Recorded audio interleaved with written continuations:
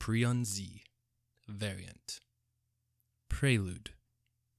From an aerial view, you can see a heavy-set man running from a group of people in a cul-de-sac, dashing across a small patch of grass that separates two houses and jumping a fence. The man appears to have gotten away from the group.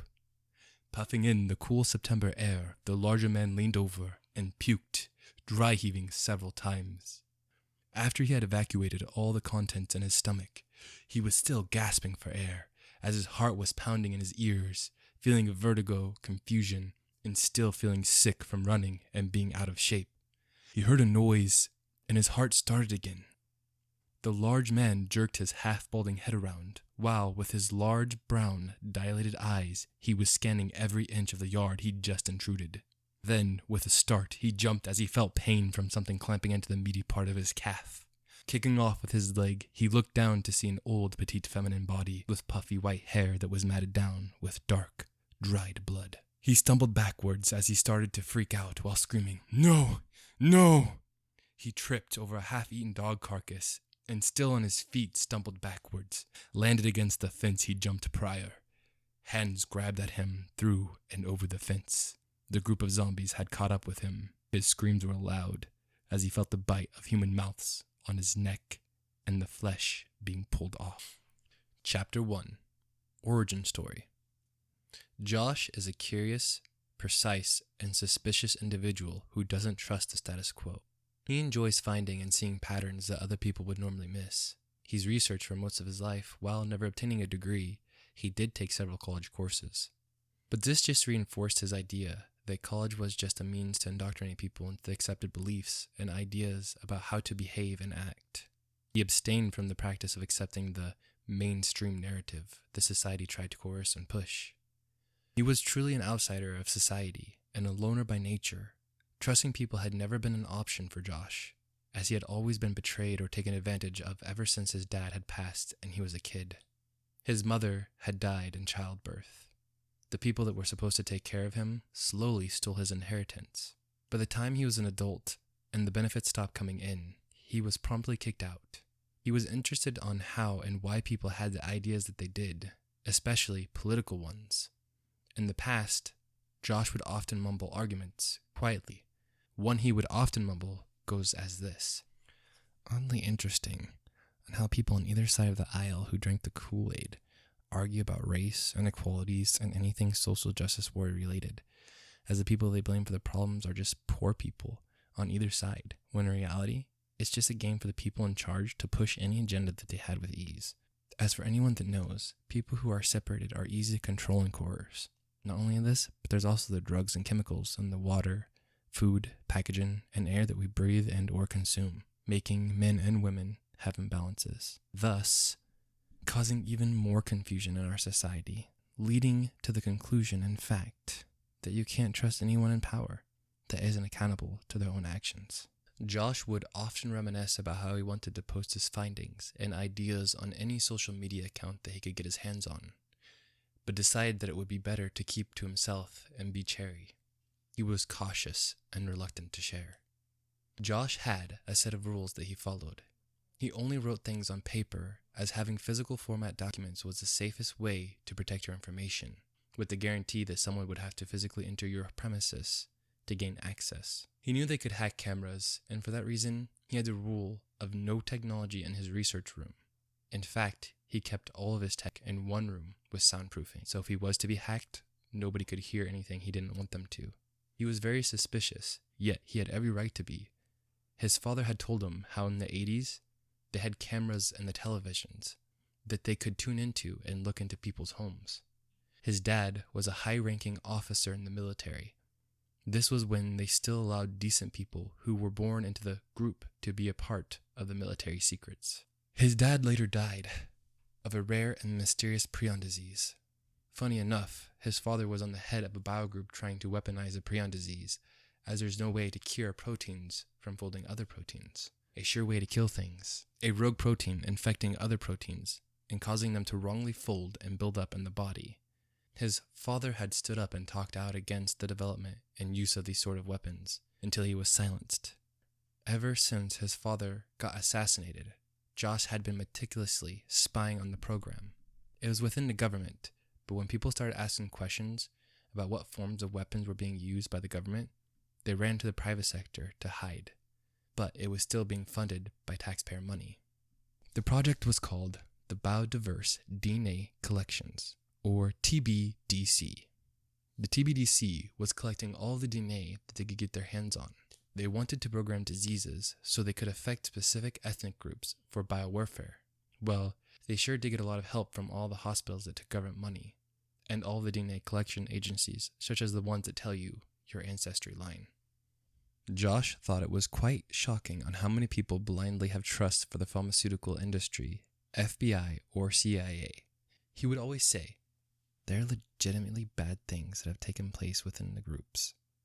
Then 20 years later, after it's said and done, the reports come out on these atrocious actions, and yet people would argue, well, they did bad things in the past, but they wouldn't now. On this subject, Josh often thought to himself that these people must have brainworms. Before the outbreak, Josh had been following hospital reports about a mysterious sickness that had been spreading, one that causes people to become weak and lethargic while having extra saliva production. Yet, it had only been talked about on the news in passing. He knew it was a bigger deal than the news was reporting it to be.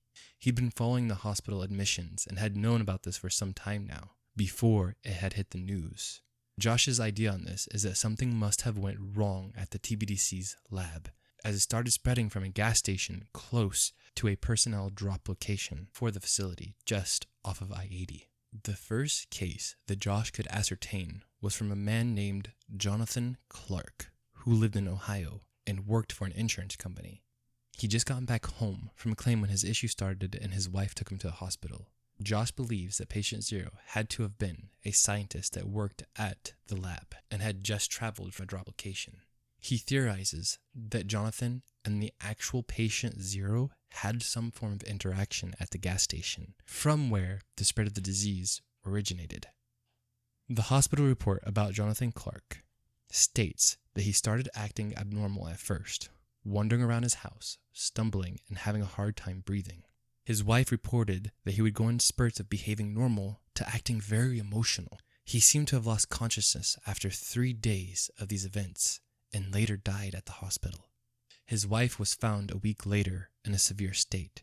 She died 3 days in the same hospital. Later at the hospital, a nurse was the first to show signs of the sickness. Then 3 days, and all the staff that attended the man came down with the disease. They all died very similar to the wife. The staff that attended the wife had a different story. They seemed to have received a slightly mutated version of the prion disease, as the symptoms moved at a slower and less aggressive pace. Sadly, they all passed within 2 weeks of exposure. During the start, Josh had noted the trajectory of the spread. The husband had died within 4 days of contact. His wife and the staff that attended Jonathan died within 7 days of contact. The staff that attended the wife died 14 days after contact. It seemed the sickness had stopped and wasn't spreading anymore after the last fatalities relating to the woman. The CDC and World Health Organization were called in to investigate. After testing, they said that it was just a fast-acting, lethal bacteria that spread. The information being pushed was that the bacteria wasn't seen in any other people, so there was nothing to worry about. This was a lie to calm the public eye and to stop the news from reporting and let the story die. They did, however, find reports of people claiming they had more saliva production than normal. They looked into this and said they didn't know what the issue was, but this wasn't entirely true. The higher-ups at the CDC and WHO were informed of the possible breach of a biowarfare lab, and that all of these people with the extra saliva production were connected to the hospital staff that attended the woman and died. Looking back, Josh knew it was just a matter of time before the truth would come into the light, but never did he expect the horror that had actually come to pass. Sitting on his couch, he remembers it was small reports at first. News headlines reporting missing people. Then mangled bodies were being found throughout the country. The news and the police claimed it was rabid animal attacks. Then it happened. The first reports of humans seemingly having mental breakdowns and biting into other people's flesh. They would be fine one moment, Then they would let out an awful noise and bite into the nearest person, regardless of who it was. At first, people thought it was a prank or an advertisement stunt for an upcoming zombie movie. But sadly, it came to light pretty quickly that this was not the case. The disease spread fast and silently. Over half of the population of the United States was infected within 5 months from the first reports of people with extracellular production had been observed. All of the high-ranking officials in all nations had seemingly gone underground. Josh wrote some notes on how he felt about the higher-ups going underground during his loneliness while surviving. This is how it reads. They're stupid. The prion disease will persist on surfaces for years to come. All the saliva and bodily productions are infected by the prion disease. You would have to cook the surface of the earth with 900 degrees Fahrenheit for hours to destroy the disease. At least this disease shows symptoms faster than the decades it takes for other prion diseases to incubate, like mad cow disease. But that does little good when it's not visible symptoms. Just extra spit. How are you supposed to know if that person was infected or just had an extra wet mouth? Even if you did know the person was infected, you wouldn't further ahead as there's no cure, no treatment, just death of the soul, self-awareness, and a rabid, a body that was clearly still moving even though the host was gone. It seems though, now that the sicknesses from the saliva and bodily fluids had stopped infecting people, at least that's what reports on the radio from other survivors say, there was no longer reports of people getting sick from going out and getting food. You could still catch it if you got bit. Some people had reported being scratched and seemed to have been fine, but they recommended to avoid any rabid contact no matter the case. I'm guessing the rich and overly entrusting people that had prepared were the lucky ones in this matter, after all. Or maybe the rich knew it was a programmed disease and they would only have to deal with the walking decay if they waited long enough. Chapter 2. The Fall of Rome. Josh wrote his perspective on the fall of society in the safety of the four walls of his cabin in the woods, and the hopes that if he died and people survived, they could use this documentation of the times known as the fall of Rome. This is a small part of those writings. The societal infrastructure around me fell faster than I thought possible. The American people have become so reliant on outside sources to survive that we rely on communities to show us what we're supposed to do. That works fine for people when there are no real threats, aside from a number in the bank account that allows you to survive. All you have to do is keep enough flow into your cup as you are drinking out of it. That's called cash flow. Yes, people have the abilities to keep the plumbing working, i.e. water, and farmers can keep the food growing, i.e. farming. And the oil rig men can keep the energy coming for people to move about and keep the survival moving. But what I'm talking about is that there are very few people that have the knowledge and ability to survive and do what our settlers did in this country. If you lose oil, you essentially kill 95% of everybody in the United States. Tractors, water pumps, semi, trains, lights, essentially everything is based off of fuel and movement. You take away trucks, you'll be walking. Let's hope it's good weather and you have a clean water source nearby. These are all things I thought of, but didn't truly realize how big of a part it would play in day-to-day reality. First thing that happened after the first reports of rapids is people stopped going to work. Then everyone panicked and tried to get out of the cities and somewhere safe. Well, funny thing happens when gas stations aren't maintained. They won't stay full of fuel, and you can only go 300 to 600 miles on a full tank of gas depending on the vehicle and conditions of travel. A lot of people had become stranded on highways, interstates, and roads. There were massive amounts of people who had to travel by foot after vehicles ran out or got stuck from traffic. The stories that came from these people who lived it, those are some terrifying tales. According to the news and radio, just off of I-80 there was a group of more than 400,000 people. Well, some of them were infected. And the following outbreak was frantic, and only 50,000 made it out alive. Again, to my earlier point, just proving that people were poorly equipped with survival knowledge. The grid stayed on longer than I thought it would. In a lot of places across the country, some form of military kept the grid up for 4 months before they became overran by the rapids. Only people that really survived the fall of Rome are the people that took precautions. And when I say survived, I mean they lived somewhat comfortably as things fell. I'm one of those lucky or smart people that had enough paranoia that I lived almost completely off grid with my electrical and to an extent food, water, and most other things as a person needs. I didn't grow my own food. I just bought a lot of survival food for emergency situations. I had enough for 4 years, but I only had a year's worth, as the company that I bought this from didn't store it correctly, and most of it had become moldy. I had communications, ham radio. I was already listening to the government's frequencies for years, so I knew the information they had as well. I knew what was happening out in the real world, and knew that I was going to have to head out to it soon, for food. I killed some deer and animals, but I didn't have the skills on how to preserve them. That's one skill that not a lot of people know how to do: store food. I haven't been able to find any deer for a long time now. There's a risk eating the deer anyways, as who knows if the prion disease will jump species and start infecting people again.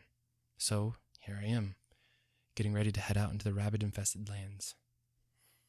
I know I need to be careful, quiet, fast, and not stay in one spot for too long.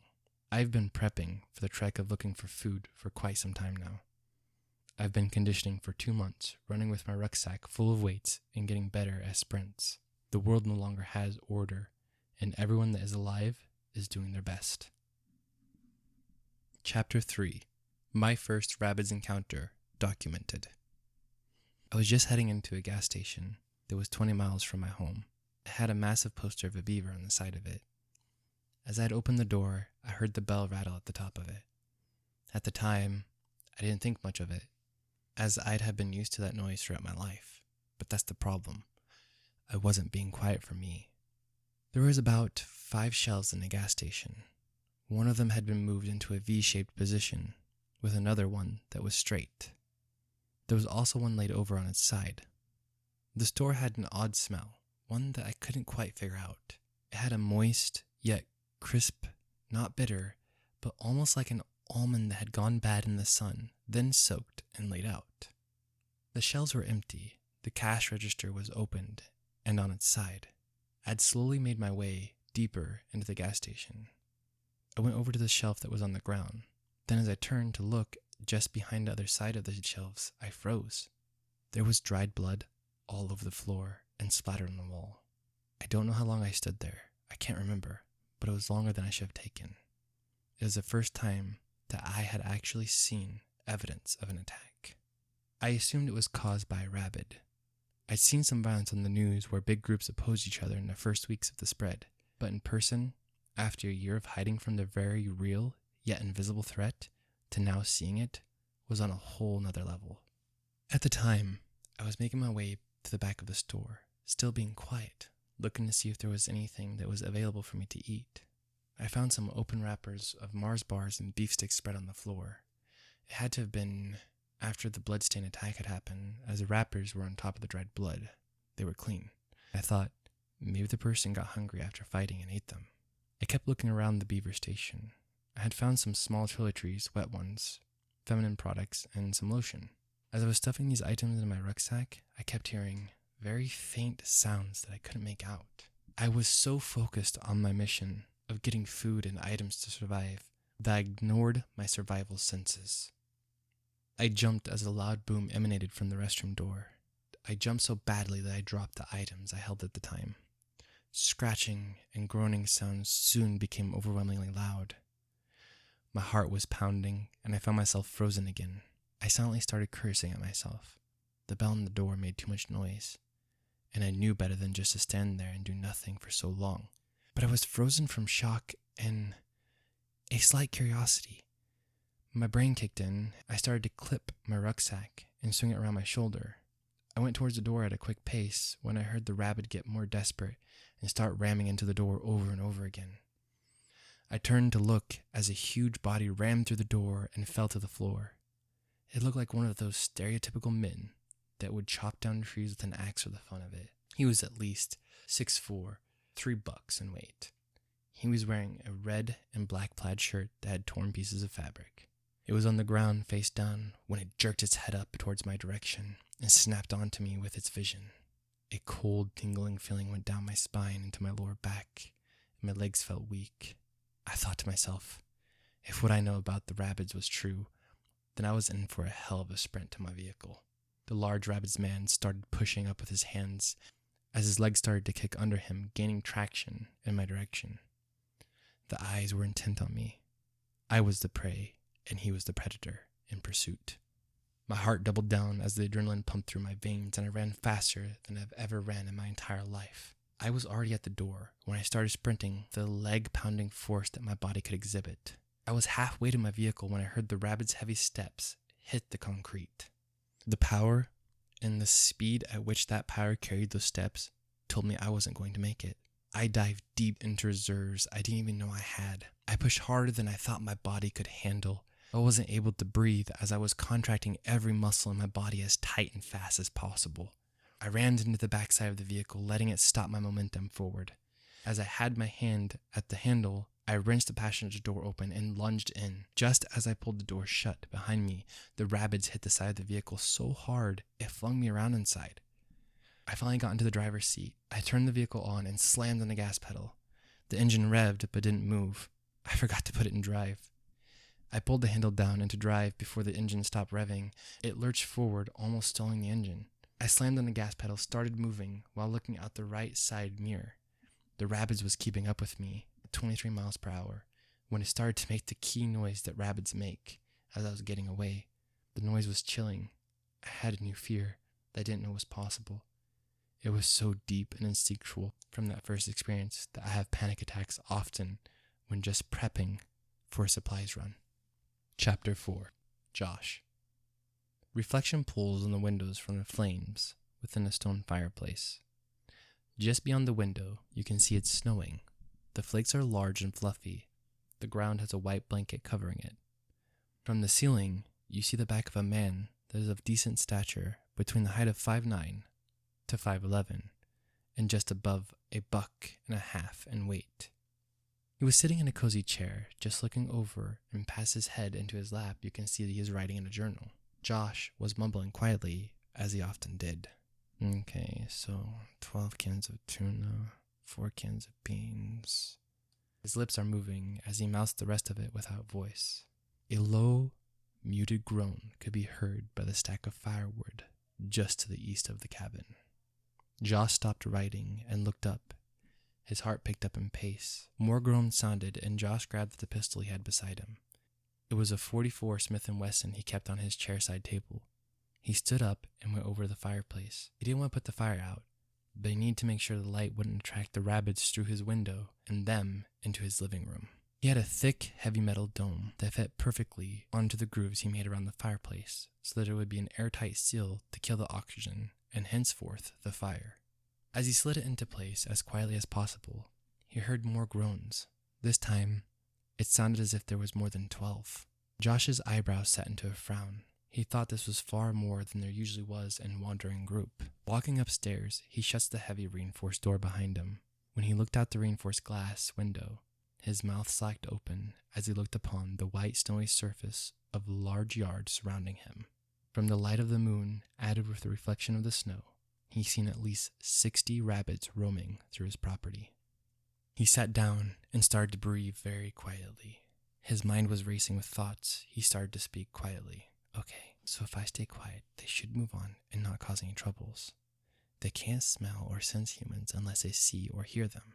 So that's what I'll do. But what if they do sense me? Can I survive? Well, my door should hold them out. It's 14 inches thick, bolted and chained on the inside.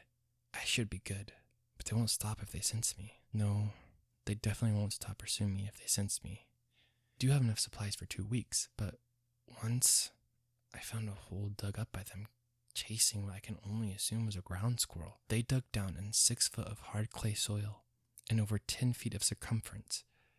But it should get cold enough they'll freeze. Then I could walk out. Shit. I don't have anything to keep me warm.